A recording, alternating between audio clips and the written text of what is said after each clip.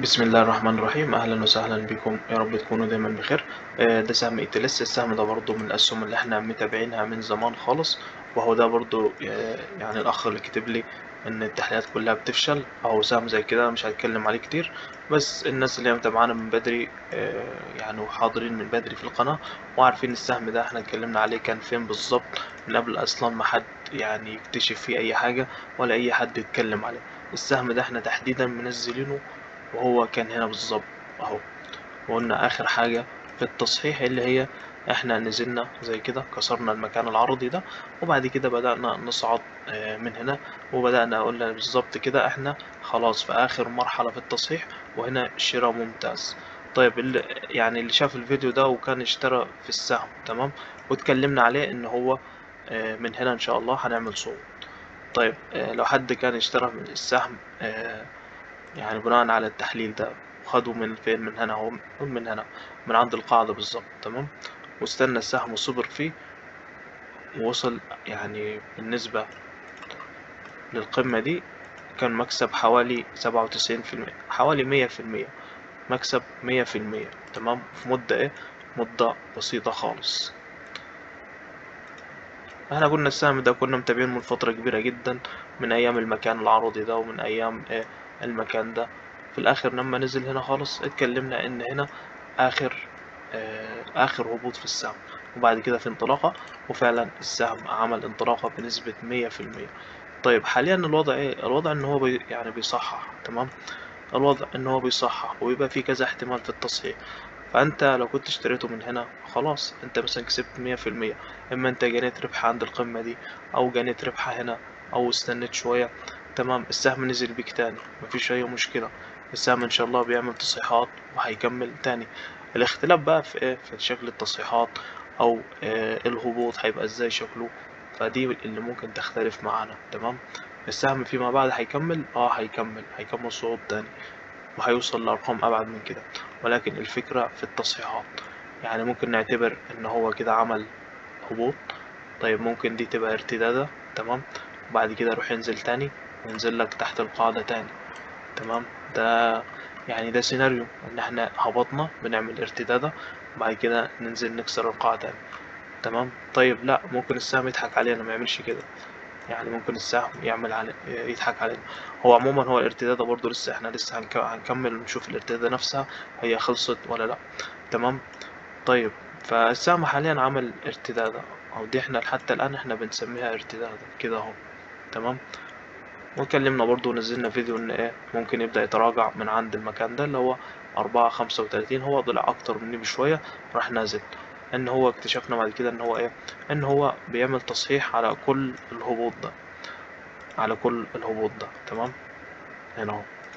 فبدأ يتراجع من عند نسبة 61 تقريبا، فهو بيعمل ارتداد صاعد على كل الهبوط اللي هو حاصل من هنا، بدأ يتراجع من عند 61 تمام. طيب نفتح برضو فريم صغير، وهي دي الفريمات اللي احنا ممكن نغلط فيها، يعني دي الفريمات اللي احنا ممكن نغلط فيها، اللي يكون التحليل بتاعها مش دقيق، لكن على المدى الطويل التحليل بيكون دقيق. لو اشتريت من عند القاعدة كنت زمانك كسبان يعني حوالي 100% تمام. أما التحليل بقى يعني على الفريم الصغير ده، ده اللي هو ممكن نغلط فيه، وبرضه بنسبة كبيرة برضه بيبقى فيه إن شاء الله يعني إيه، برضه توقع إن شاء الله بيطلع صحيح. طيب فهو ده يعني هنا برضه عملنا صعود، هنا خلصنا أول ضلع. طيب الضلع ده ممكن يبقى لسه فاضل لنا فيه شوية صعود تاني، ممكن هنا 1 2، هنا دي 3، وممكن دي كلها 4 تمام، ونطلع نعمل تاني كده بالشكل ده ونعمل قمة تانية وتصل عند فين؟ عند 94 أو 4.95 تمام. خصوصا ده هيكون معانا هدف اللي هو ايه؟ اللي هو لو بالمنظر ده، لو هنا في ترند هابط وعملنا له اختراق وبعد كده نزلنا زي ايه، نعيد اختبار عليه، فممكن يكون لسه عندنا هدف تاني عند كام اهو، ممكن يكون لسه عندنا هدف حوالي 4.95 تمام. انا مثلا هنزل التحليل ده ان ايه، ان ATLS ممكن يطلع عند 4.95 تمام، حلو خالص. ده احتمال ان شاء الله ان هو لسه مكمل عند 4.95. لا، ممكن ما يحصلش كده، يعني ممكن الارتداد يكون خلصت كده اهو، كده خماسي وخلصنا وبننزل. لو انت شفت التحليل ان هو في طلوع عند 4.95، كده بالنسبة لك ان التحليل خلاص باظ والتحليل فشل. تمام. لكن انت ما شفتش على المدى الطويل، ما شفتش ان هو كان هنا واتكلمنا عليه ان هو هيصعد وصعد 100%. اما حكاية الارتدادة دي ان هي ممكن تكون خلصت هنا او ممكن ما تكونش خلصت هنا، فدي هي اللي ممكن تبقى ايه، يبقى فيها غلط او فيها نسبة يعني توقع مش عالية. ان هنا فريم صغير، فريم ده بيبقى مش واضح بنسبة كبيرة، يعني بيبقى في كده ايه، مش واضح، احيانا يكون مش واضح. ولكن ان شاء الله نتوقع برضو ان ايه، ان دي موجة 4، الهبوط اللي احنا فيه ده هو بس موجة 4، وهنهبط كده شوية تاني اعتقد، وبعد كده نبدأ نرتفع تاني. تمام. وممكن نصل ل4.95. تمام.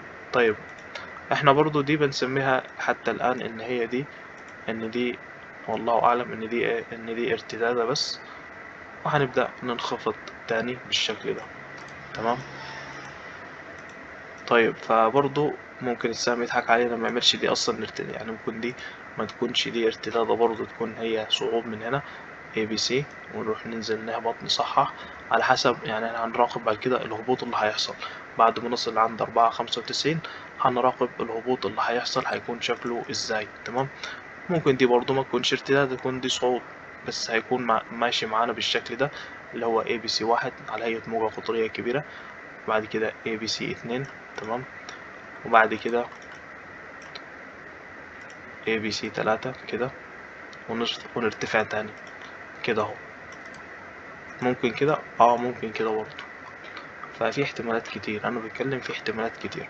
لكن على المدى الطويل لو انت اشتريت عند القاعدة كان زمانك كسبان 100%. لو كنت بعت هنا، لو انت محتفظ السهم كده كده هيطلع تاني وهيكمل صعود على المدى الطويل. احنا محللين السهم ده على المدى الطويل هو هيعمل ايه. تمام. وانا شايف يعني بنسبة كبيرة ان ايه، ان هي لو كانت ارتدادة، يعني بنسبة كبيرة ان هي دي تكون معانا ارتدادة بس، يعني ده الأولوية ان هي ارتدادة. تمام.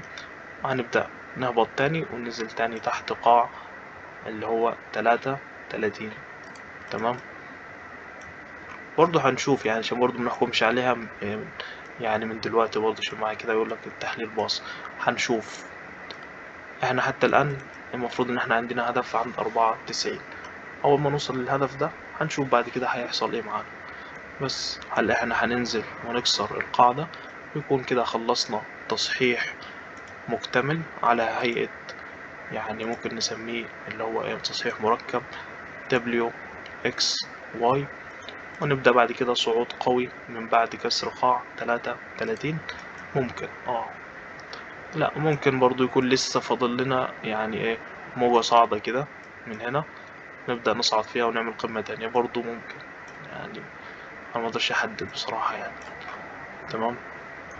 لكن على المدى الطويل فالسهم كويس. المدى الطويل لو نزل لنا تاني عند المكان ده، مكان شراء ممتاز في السهم. لو نزل تاني، يعني لو نزل تاني تحت قاع 3.26، مكان شراء ممتاز جدا في السهم.